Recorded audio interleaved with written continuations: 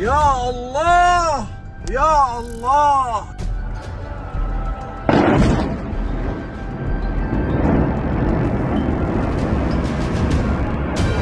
Israel joined the major U.S.-led assault as President Trump pledged to eliminate Iran's nuclear program and devastate its military. Iran vowed retaliation, and several Arab states that host U.S. military bases said they had been attacked. The United States and Israel attacked Iran on Saturday in a major assault that threatened a broader regional conflict, with President Trump vowing to devastate the country's military, eliminate its nuclear program, and bring about a change in its government. Large explosions shook the Iranian capital, Tehran, where people reported seeing smoke rising from the district that includes the presidential palace. Witnesses described chaos in the streets as Iranians rushed to seek shelter, find loved ones, or flee the city. Mr. Trump, who had threatened to strike for weeks, vowed that the massive and ongoing campaign would target not just Iran's nuclear program, which was the focus of a U.S. attack last June. Instead, Mr. Trump said in a video posted to Truth Social, "The objective is to defend the American people by eliminating imminent threats from the Iranian regime." A short time ago, the United States military began major combat operations in Iran. Our objective is to defend the American people by eliminating imminent threats from the Iranian regime, a vicious group of very hard, terrible people. Its menacing activities directly endanger the United States, our troops, our bases overseas, and our allies throughout the world.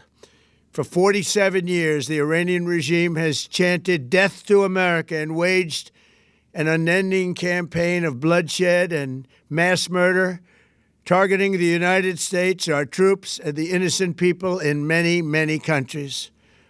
Among the regime's very first acts was to back a violent takeover of the U.S. Embassy in Tehran, holding dozens of American hostages for 444 days.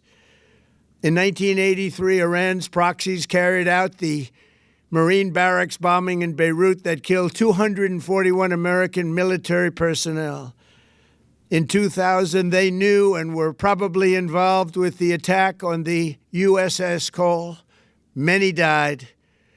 Iranian forces killed and maimed hundreds of American service members in Iraq. The regime's proxies have continued to launch countless attacks against American forces stationed in the Middle East in recent years, as well as U.S. naval and commercial vessels and international shipping lanes. It's been mass terror, and we're not going to put up with it any longer. From Lebanon to Yemen and Syria to Iraq, the regime has armed, trained, and funded terrorist militias that have soaked the earth with blood and guts. And it was Iran's proxy, Hamas, that launched the monstrous October 7th attacks on Israel, slaughtering more than 1,000 innocent people, including 46 Americans, while taking 12 of our citizens hostage. It was brutal, something like the world has never seen before.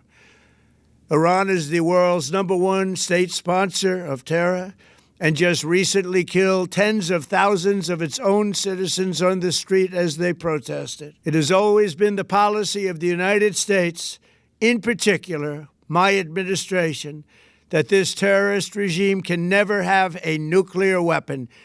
I'll say it again. They can never have a nuclear weapon. That is why in Operation Midnight Hammer last June, we obliterated the regime's nuclear program at Fordow, Natanz, and Isfahan. After that attack, we warned them never to resume their malicious pursuit of nuclear weapons, and we sought repeatedly to make a deal. We tried. They wanted to do it. They didn't want to do it. Again, they wanted to do it. They didn't want to do it. They didn't know what was happening. They just wanted to practice evil.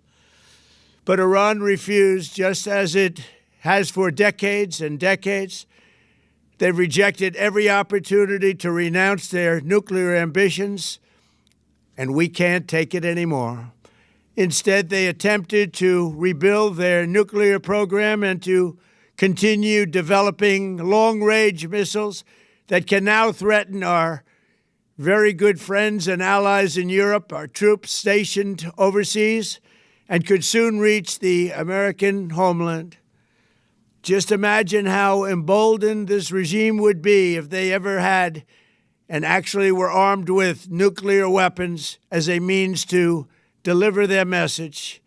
For these reasons, the United States military is undertaking a massive and ongoing operation to prevent this very wicked, radical dictatorship from threatening America and our core national security interests. We are going to destroy their missiles and raise their missile industry to the ground. It will be totally, again, obliterated. We're going to annihilate their Navy. We're going to ensure that the region's terrorist proxies can no longer destabilize the region or the world and attack our forces and no longer use their IEDs or roadside bombs, as they are sometimes called, to so gravely wound and kill thousands and thousands of people, including many Americans. And we will ensure that Iran does not obtain a nuclear weapon. It's a very simple message. They will never have a nuclear weapon. This regime will soon learn that no one should challenge the strength and might of the United States Armed Forces. I built and rebuilt our military in my first administration, and there is no military on earth even close to its power, strength, or sophistication. My administration has taken every possible step to minimize the risk to U.S. personnel in the region. Even so, and I do not make this statement lightly, the Iranian regime seeks to kill. The lives of courageous American heroes may be lost, and we may have casualties. That often happens in war. But we're doing this not for now. We're doing this for the future, and it is a noble mission. We pray for every service member as they selflessly risk their lives to ensure that Americans and our children will never be threatened by a nuclear-armed Iran. We ask God to protect all of our heroes in harm's way, and we trust that, with His help, the men and women of the armed forces will prevail. We have the greatest in the world, and they will prevail. To the members of the Islamic Revolutionary Guard, the armed forces, and all of the police, I say tonight that you must lay down your weapons and have complete immunity, or, in the alternative, face certain death. So, lay down your arms. You will be treated fairly with total immunity, or you will face certain death.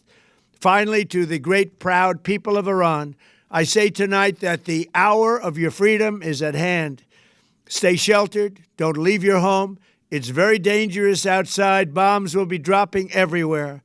When we are finished, take over your government. It will be yours to take.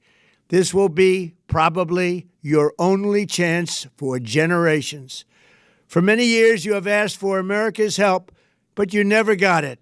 No president was willing to do what I am willing to do tonight. Now you have a president who is giving you what you want. So let's see how you respond. America is backing you with overwhelming strength and devastating force. Now is the time to seize control of your destiny and to unleash the prosperous and glorious future that is close within your reach. This is the moment for action. Do not let it pass. May God bless the brave men and women of America's armed forces. May God bless the United States of America. May God bless you all. The United States would raise their missile industry to the ground and annihilate their Navy, arguing Iran had refused to reach a deal with the United States that would have averted war. Dozens of U.S. strikes were carried out by attack planes from bases and aircraft carriers around the Middle East, with officials saying the initial focus was military assets. The attack also targeted the Iranian leadership, according to 3 Israeli security officials briefed on the campaign. Satellite imagery showed a plume of smoke and extensive damage at the compound of Ayatollah Ali Khamenei, Iran's supreme leader, in Tehran, though his whereabouts were unclear. The campaign has the potential to ignite an even broader regional crisis, as Iran vowed, crushing retaliation. Iran fired waves of ballistic missiles at Israel, prompting booms as Israeli air defenses sought to repel them. The United Arab Emirates, Qatar, Bahrain, and Kuwait, all of which host U.S. military bases, said they had come under attack, as did Jordan. Falling debris from an Iranian ballistic missile attack killed at least one person in the Emirates, according to its government. Analysts warned that the fighting could easily devolve into a protracted war with no clear exit. Mr. Trump suggested that the conflict might end with Iranians overthrowing their own authoritarian government after the American assault. "It will be yours to take," Mr. Trump said, speaking to the Iranian public. "This will be probably your only chance for generations."